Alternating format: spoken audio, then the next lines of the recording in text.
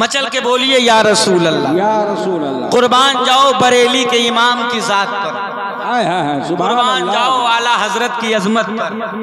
रब्बे काबा का करोड़हा एहसान है कि उसने हमें मुसलमान तो बनाया ही है मगर मसलके आला हजरत वाला बनाया है। सुभान अल्लाह।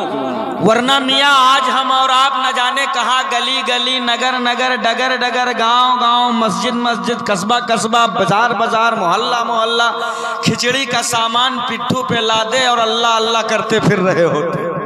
ये तो बरेली के इमाम का करम है कि उसने हमें मदीने वाले का वफादार बनाया है, मुस्तफ़ा जाने रहमत का वफादार बनाया है।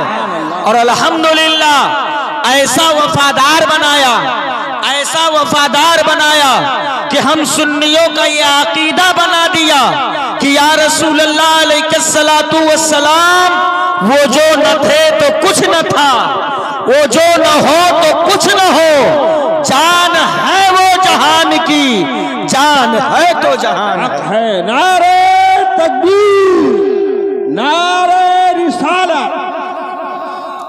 हजरत मोहतरम मजीज़ान गिरामी, आज ये भाई मोहम्मद जुबैर शायद नाम है इस लड़के की जिसकी शादी है ना, जुबैर नाम है, इसलिए कि आप कहोगे पहली बार आए हो तुमको पता कैसे चला, तो हमने देखा था दीवार पे लिखा है ना। भाई मोहम्मद जुबैर की शादी है, अल्लाह इस शादी को शादी खाना आबादी बनाए, अल्लाह इस शादी को पाए तकमील तक पहुंचाए। और मैं आप अपने मुकद्दर पे जितना नाज करें कम है, इसलिए कि आपकी आबादी में आलिम दीन मौलाना नईम साहब क़िबला मौजूद है। सुभान अल्लाह। ये एक आलिम दीन के कदमों की बरकत है कि आज हम और आप खुराफातों में नहीं बल्कि मुस्तफ़ा के जिक्र की महफिल में बैठे। अगर खानदान में कोई मौलवी न हो, गांव में कोई आलिम न हो, महल्ले में कोई मुस्तफ़ा का वफादार न हो, महल्ले में कोई दीन इस्लाम का जानने वाला, पहचानने वाला, मानने वाला न हो, तो मुसलमानों की आबादी में हमने देखा है कि जब कभी खुशी की तकरीब होती है, कोई खुशी का जश्न मनाया जाता है, खा वो जालसा हो, खा वो शादी हो, या अकीका हो, या खतना हो, या दुनिया की कोई खुशी के मौके हो, तो हमारे कौम के जवान दुनिया के खुराफातों की महफिलें सजाते हैं। कोई नाच बजाता है, कोई डीजे बजाता है, कोई गाजे बाजे का साज करता है, लेकिन अगर वही किसी आलिम का दखल हो जाए तो अल्लाह के फजलो करम से, उस आलिम के कदमों की बरकत से फिर वहां खुराफात नहीं होता।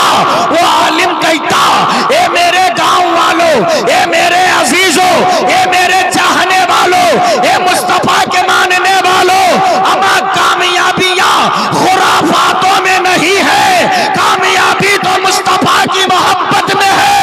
अरे दुनिया की रंगीनियों को ठोकर मार, नबी के जिक्र की महफिल सजा ले, इसलिए कि जब नबी का तज़किरा होगा तो मदीने का मकीन भी राजी होगा और नीली छत का रब्बुल आलमीन भी राजी होगा। सुभान अल्लाह। नारे तकबीर, नारे रिसालत, जश्न रसूल आज़म, फैज़ान आला हज़रत। सुभान अल्लाह, सुभान चल के अल्लाह, बोलो सुभान अल्लाह, सुभान अल्लाह। हाथों को उठा के बोलो या रसूल अल्लाह।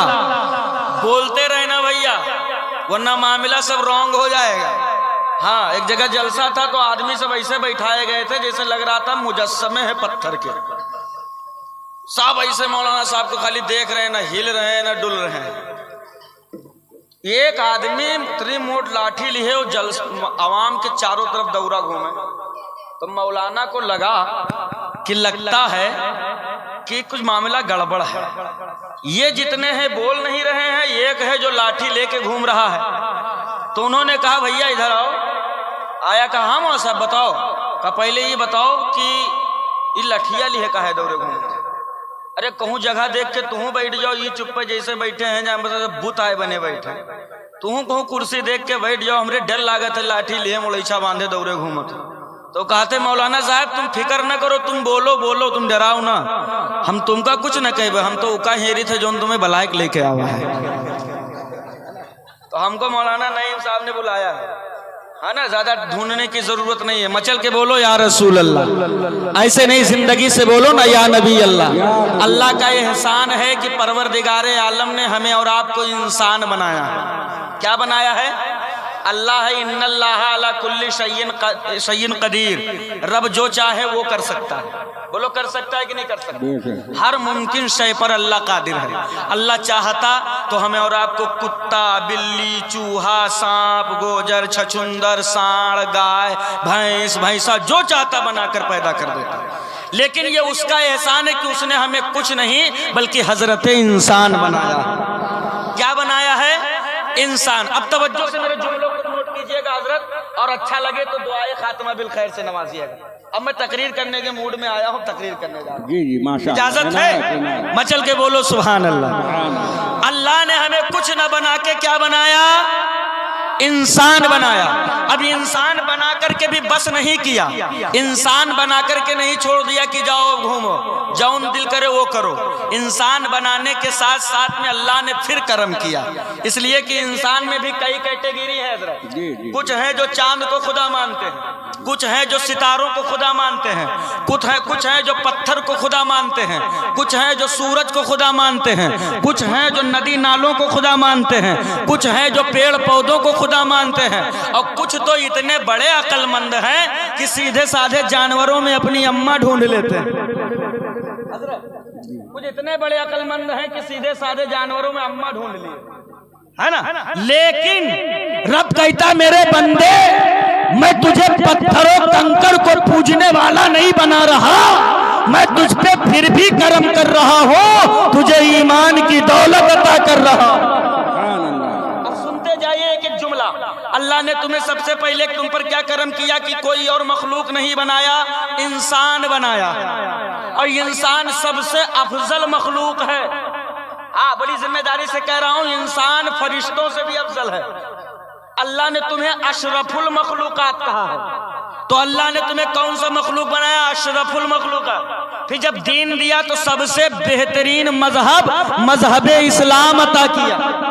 अब उसके कर्म का सिलसिला यही नहीं रुका, अब उसने कर्म करना शुरू किया। अब देखिए उसके कर्म को गिनते जाइए, जिंदगी खत्म हो जाएगी, रब का कर्म नहीं गिन पाओ। अल्लाह ने कहा मेरे बंदे, दीन दे दिया, इंसान बना दिया, अब तुझ पे कर्म का सिलसिला यही नहीं रुकेगा, बल्कि अब तुझ पे इतना बड़ा कर्म कर रहा हो कि किसी और कौम पे नहीं किया। कहा मेरे मौला अब कौन सा कर्म हो रहा? तो कहा अब वो कर्म ये है कि दुनिया को मैंने तमाम किताबें, तमाम सहीफे दिए, लेकिन लो अब मैं तुम्हें वो किताब दे रहा हूँ जो तमाम किताबों में अफजल, और नाम कुराने मजीद है।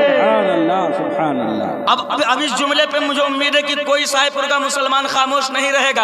अब तवज्जो से सुनिएगा, अल्लाह ने सब दीन दिया सबसे बेहतरीन वाला, मजहब दिया सबसे बेहतरीन वाला, मखलूक बनाया सबसे बेहतरीन वाला, किताब दिया सबसे बेहतरीन वाला। अल्लाह कहता मेरे बंदे अब तुझ पे सबसे बड़ा कर्म करने जा रहा हो। बंदों ने कहा मौला अब कौन सा कर्म होने जा रहा? अल्लाह फरमाता मेरे बंदो, अभी तक जितने दुनिया में इंसान आए उनमें से मैंने किसी को नबी दिया, किसी को रसूल दिया, लेकिन ए मेरे बंदो, मैंने पिछलों को जो नबी और रसूल दिया है उनमें से कोई सफीउल्लाह है, उनमें से कोई नजीउल्लाह है, उनमें से कोई खलीलुल्लाह है, उनमें से कोई खलीफतुल्लाह है, उनमें से कोई रूहुल्लाह है, उनमें से कोई कलीमुल्लाह है, उनमें से कोई ज़बीहुल्लाह है।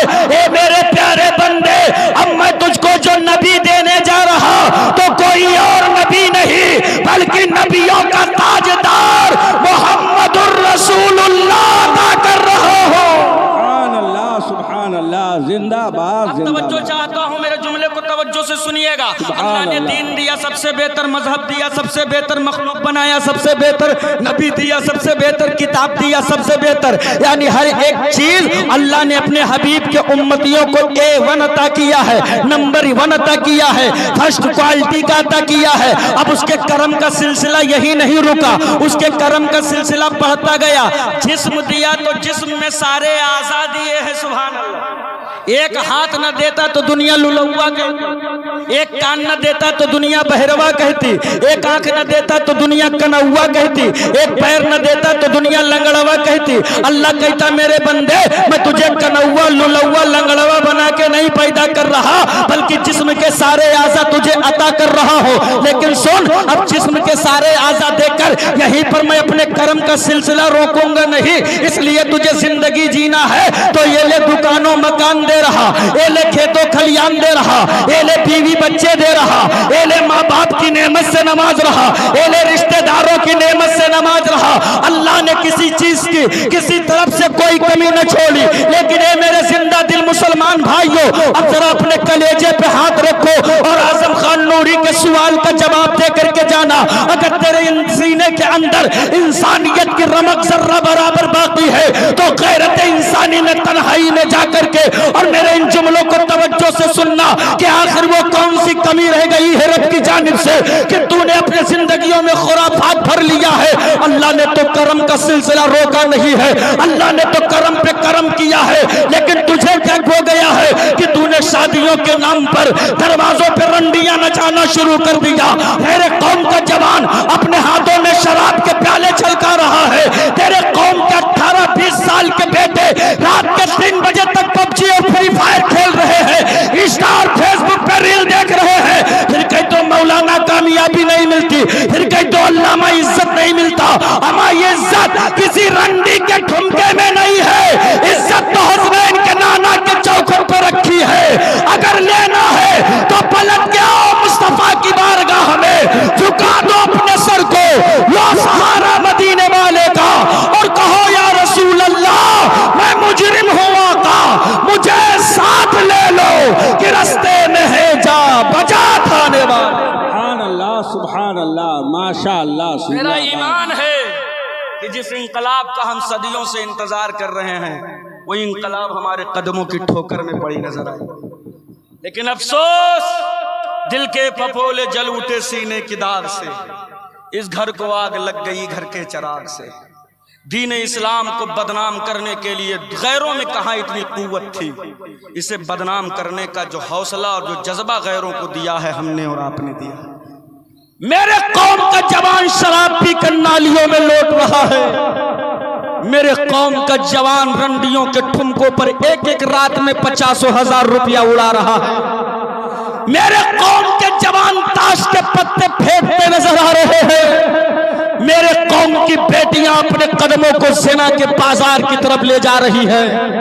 मेरे कौम का बेटा दुकानों मकानों नक्कड़ों खलिहानों में बैठकर किसी के माँ बहन बेटियों के आने का इंतजार कर रहे हो, जो आए और उन पर गंदी नजरें डाले। अरे ओ मेरे कौम के जवानों, इससे इस्लाम को कभी फौकियत नहीं मिलेगी, इससे इस्लाम की बदनामी होगी। यही वजह है कि जमाने ने तुझे आतंकवाद लिख दिया, यही वजह है कि दुनिया ने तुझे दहशतगर्द कह दिया, यही वजह है कि जमाने ने तुझे अमन का बागी कह दिया। वरना तो हम कौमे मुस्लिम है, हमसे अमन पहचाना जाता था, हमसे इंसानियत पहचानी जाती थी। तुमने इस्लाम को बदनाम किया है, तुमने शरीयत को बदनाम किया है। यही वजह है कि दुनिया ने तुझे अपने जूतों के नोक पे रखा है, यही वजह है कि जमाना तुझे काटने के इंतजार में है, यही वजह है कि सारी दुनिया तुझे मिटाने के इंतजार में है। लेकिन ये मेरे कौम के जवानों, तुम्हें न जाने क्या हो गया है। तेरी बेटियां बेपर्दा घूम रही है, तेरे बच्चे आमारा घूम रहे हैं, तेरे शादियों में आमारगी का नंगा नाच नचाया जाता है। और फिर भी तुम कहते हो शान से मैं मुसलमान हूँ, फिर भी तुम कहते हो मैं नबी वाला हूँ। अरे जरा सोच, जब कल कयामत का दिन बपा होगा और तुझे नबी की बारगाह में हाजिरी देनी होगी तो कौन सा चेहरा लेकर के जाओगे? मदीने वाले से शफाअत की भीख मांगने? कौन सा मुंह लेकर के जाओगे मुस्तफा से आबे कौसर का प्याला मांगने? कौन सा चेहरा लेकर के जाओगे आका से जन्नत का परवाना मांगने? अगर दुनिया और आखिरत में मदीने के आका को राजी करना चाहते हो तो बरेली के इमाम के शेर पे अमल करो कि आज लो उनकी पनाह, आज मदद मांग उनसे, फिर न मानेंगे कयामत में अगर मान गए। सुभान अल्लाह, सुभान अल्लाह, माशा। कि मनाना है तो मुस्तफा को आज मना लो। लेकिन अफसोस अपने आप को गौसे आजम का दीवाना कहने वालों, अपने आप को मुस्तफ़ा का मस्ताना कहने वालों, तेरे दावे जरूर हैं मगर दावों में दम नहीं, तेरे दावे खोखले हो चुके हैं। इसलिए कि जो मुस्तफ़ा का सच्चा दीवाना होगा ना, वो कभी हज्जाम के घर बैठ करके अल्लाह का नूर छिलवा कर नालियों में नहीं फेंकवाएगा। मेरे कौम के 80 और 60 साल के बूढ़ों के चेहरों पे दाढ़ी नजर नहीं आती है। हुआ से कहा था कि एक चक्कर सीधा तक दोसर उल्टा तेरे रस्तुरा घुमा दो, तीसरे दिन खूंटी निकल आओ। अब का चच्चा ये 80 की उम्र में पप्पू बनने का सपना देख रहे हो और चेहरे को दमदम का हवाई अड्डा बनाना चाहते हो। अगर तुमने राहे गफलत न इख्तियार किया होता तो मेरे कौम का ये 18-20 साल का जवान आज रंडियों के ठुमकों के लिए 20 किलोमीटर का सफर न करता। तुम ही राहे हक पर होते तो ये बच्चे आज मस्जिदों में अपने सर को अल्लाह की बारगाह में झुकाते नजर आते। तबाह तो पूरी कौम को मेरे बुजुर्गों ने किया है। बुजुर्गों ने जितना खसारा मेरे बुजुर्गों से हुआ है, आवाम की बात कर रहा हूं, यकीनन किसी से नहीं हुआ। जुमा 8 दिन पर अगर नमाज पढ़ने कोई चच्चा पहुंच जाए तो देखो सबसे पहले सफ में जाने के लिए मार कर लेते हैं। कोई लड़का अगर शामिल हो जाए तो उसका गर्दना पकड़ के इतनी जोर से बाहर फेंकते से लगता है कि इनके बाप की जागीर है। ये हालात जो तुमने बनाए हैं ना, इससे कामयाबी कभी नहीं मिलेगी। कभी कामयाबी इससे नहीं मिलेगी, ये बिल्कुल जहन में रखिएगा। कामयाबी कब मिलेगी? जब मदीने की सरकार राजी होंगे। सुभान अल्लाह, सुभान अल्लाह। कामयाबी कब मिलेगी? जब हसनैन के नाना राजी होंगे। तो हसनैन के नाना कैसे राजी होंगे? साल भर में ईद और बकरीद की नमाज पढ़ने से। कुर्बानी बहुत शौक से करेंगे, काहे में गोश्त के फायदा है। लंगर खूब होगा, काहे में पेट के फायदा है।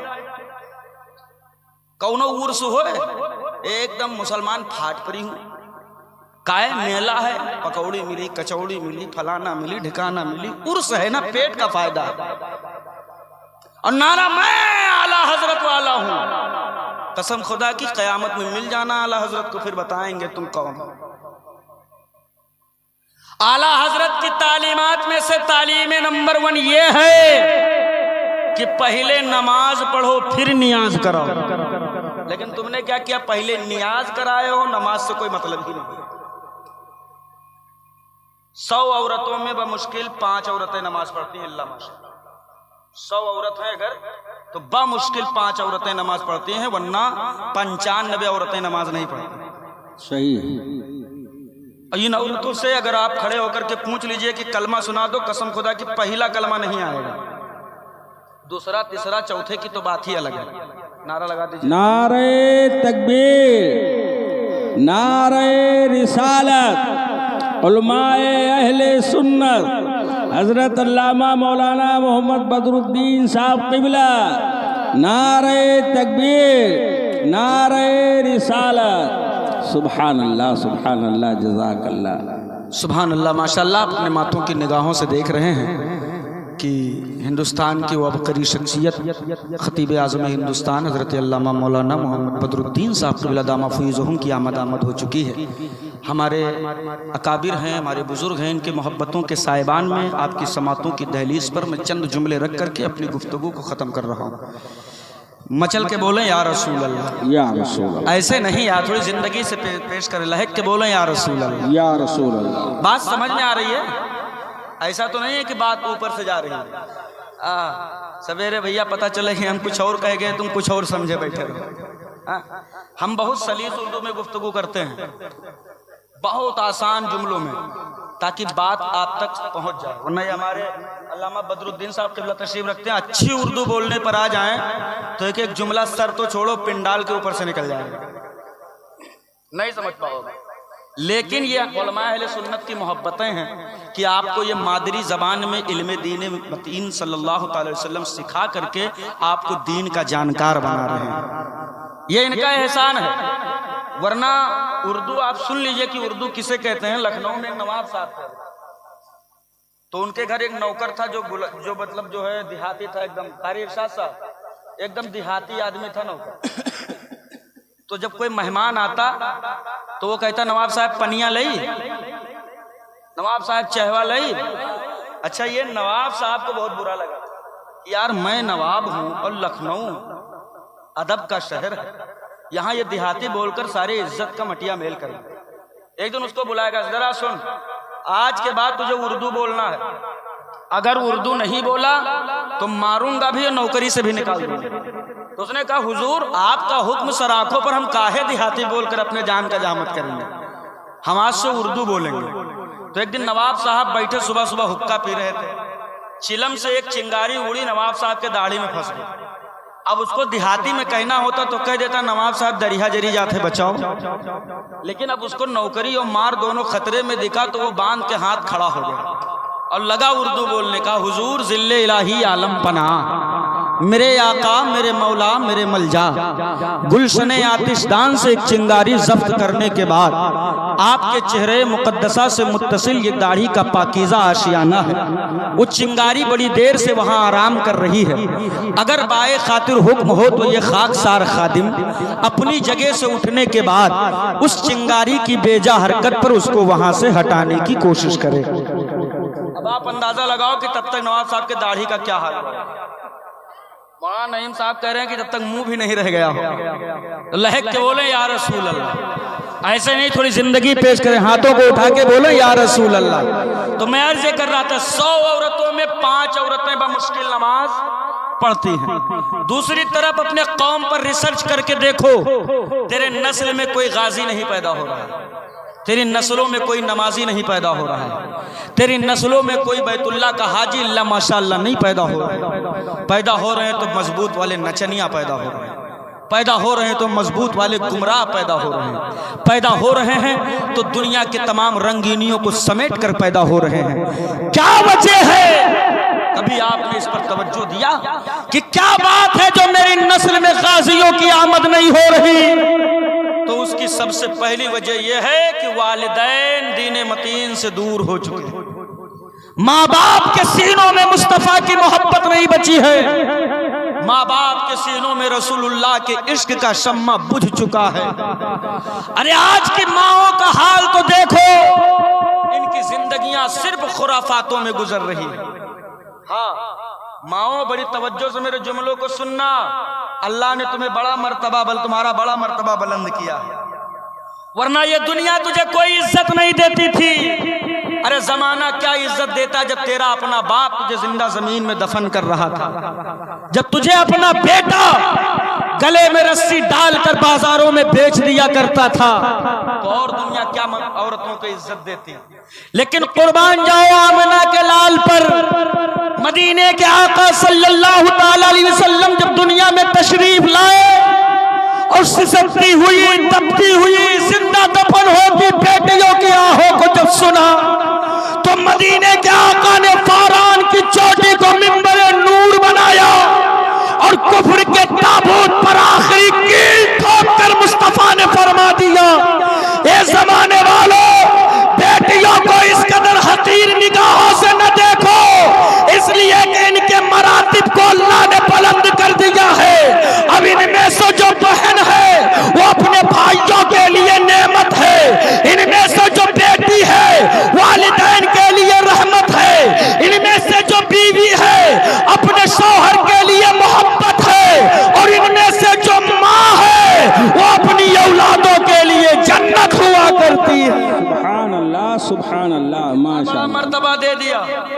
अल्लाह के हबीब फरमाते हैं जन्नत अर्श आजम के ऊपर था, मैंने उसको वहां से उठाया और माओं के कदमों के नीचे रख दिया। कितना बड़ा एजाज माओं को दे दिया गया, पूरी जन्नत अम्मा के कदम के नीचे है। अब जो उन्हें अम्मा के कदम के नीचे जन्नत हो, अम्मा के हाल से इतना बड़ा मोबाइल और अपन जन्नत लिए पूरी दोपहरी उल रहे और सिवाय खुराफात के कुछ नहीं, और गोद में जो बच्चा लेटाए दूध पिला रही है, देख रही है भोजपुरी गाना, तमन्ना दिल में पाले हैं कि वो लड़कवा जो दूध पी रहा है वली बन जाए। अब आप अंदाजा लगाओ कि मसूरी के खेत में मसूरी बो के आओ और चना काटने का इरादा रखो तो इरादा अच्छा है, जो बोओगे वही काटोगे। देखा रही हो नचनिया को तो क्या बनेगा, नचनिया बनेगा, नचनिया। अरे वो तो मेरी कल की माएँ थी जिनके किरदार और तरीक में सैयदा खातून जन्नत का किरदार झलकता था, जिनके सीरों में मुस्तफा की मोहब्बत मोहब्बत होती थी, जिनके पेशानियों में सजदों की तड़प होती थी, जिनकी सुबह अल्लाहू अकबर की सदाओं से बुलंद होती थी, तो ऐसी पाकीज़ा माओं के पाक कोख से जब कोई पाक बेटा जन्म लेता था तो वक्त का कोई नचनिया नहीं होता था, बल्कि कुरान की बरकत से कोई सलाहुद्दीन अय्यूबी होता था, तो कोई सैयद सालार मसूद गाजी होता। सुभान अल्लाह। नारे तकबीर, नारे रिसालत, फैजान हुजूर मसूद गाजी, फैजान आला हजरत, उलमाए अहले सुन्नत, नारे तकबीर। सुभान अल्लाह, सुभान अल्लाह। लिहाजा मेरे कौम के जवानों और मेरे कौम के बुजुर्गों, नस्लों को बचाना है हमें, नस्लों को। ए गोमतिया भैया थोड़ी देर मचल के बोले या रसूल अल्लाह।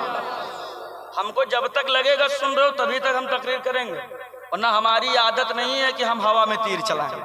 हम अपने सारे बोल फेंकते जाएं और सब बाउंसर चले जाएं तो क्या मतलब, फालतू में थक जाएंगे हम। लहक के बोलो या हबीब अल्लाह, उतना पियो जितना बर्दाश्त कर सको, और जोर से बोलो या नबी अल्लाह। तो हम ये अर्ज कर रहे थे कि हमें मरना है मगर अपनी नस्लों को जिंदा करके मरना है। कैसे मरना है? नस्लों को जिंदा करके मरना है। अब एक जुमला और एक पैगाम यहाँ देने की कोशिश कर रहा हूँ, बड़े तवज्जो से मेरी गुफ्तगू को सुनना। आज हमें और आपको जितना जरूरी है अपने बच्चे को आलिम दीन बनाना, उतना ही जरूरी है अपने बेटे को IAS ऑफिसर बनाना। सही है। हमने ये हमारे माशरे में एक चलन पैदा कर दिया गया कि ये दीनी तालीम है या दुनियावी तालीम। तालीम को बांट दिया गया।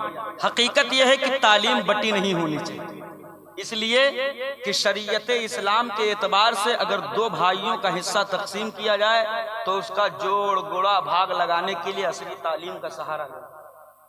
तो हमें और आपको यहाँ से एक जहन लेना है कि हमारे पास कोई दीनी या दुनियावी तालीम नहीं है, तालीम ही होती है। बोलो होती है कि नहीं होती है? अब तवज्जो से सुनिएगा, हमें और आपको अपने बेटों को इल्म दीन सिखाना है, इसलिए कि इल्म दीन का सीखना फर्ज है हर मुसलमान मर्द औरत पर। लेकिन साथ साथ में हमें अपने नस्लों को एक अच्छे ओहदे पर भी बिठाना है। तुम्हारे बेटों का आलम यह है कि कोई होमगार्ड नहीं मिल रहा है, वकील की बात तो हो दूर दूर तक कहीं होमगार्ड नहीं मुसलमान के बेटे दिखाई गए। IAS officer, IPS officer, ESP DSP की बात तो बहुत दूर की। और दूसरी जानिब क्या है, दुनिया पूरे तरीके से तुम पर हावी होने की कोशिश कर, और वजह क्या है, उनको पता है कि ये तो जाहिल है, ये सिर्फ हड्डी खोरी में मुलव्विस हैं। इनको हड्डी दे दो, ये कुत्तों की तरह लड़ जाएंगे। इनको लड़ाओ और इनसे फायदा हासिल करो। और हम उनके चिकनी चुपड़ी बातों में आकर के लड़ भी रहे हैं। हम अपने बेटों को IAS ऑफिसर नहीं बना रहे, हम अपने बेटों को IPS नहीं बना रहे। एक बात मुझे बताओ कि क्या जब तुम बीमार होते हो तो दवा लेते हो कि नहीं लेते हो? तो तुम्हें डॉक्टर की जरूरत है कि नहीं? जब तुम कभी किसी तरीके का लड़ाई झगड़ा करते हो तो थाना पुलिस की जरूरत पड़ती है कि नहीं पड़ती?